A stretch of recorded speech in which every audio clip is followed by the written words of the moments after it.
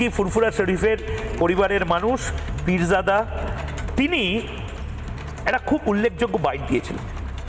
আসলে ওইটাই পর্দাটাকে পুরো সরিয়ে দিয়েছিল, মুখোশটা পুরো ছিঁড়ে দিয়েছিল। যারা বলেন ওই জুজু দেখায় না যে বিজেপি আসলে এই করে দেবে, ওই করে দেবে, কাশেম ভাইয়ের কথা শুনুন। বিজেপি কোনো বাঘ ভাল্লুক নয়। শুনি কাশেম সিদ্দিকী কি বলেছিলেন। মুখ্যমন্ত্রী মুসলমানদের একটা ভয় দেখিয়ে রেখেছে যে আমাকে ভোট দাও নাহলে বিজেপি চলে আসবে, আমাকে ভোট দাও আজান বন্ধ করে দেবে, আমাকে ভোট দাও নামাজ বন্ধ হয়ে যাবে, আমাকে ভোট দাও তোমরা কুরবানি করতে পারবে না, আমাকে ভোট দাও তোমরা ঈদের দিনে নামাজ পড়তে পারবে না।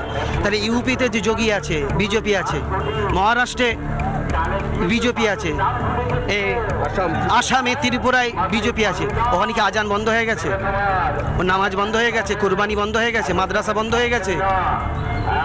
কে বন্ধ করেছে?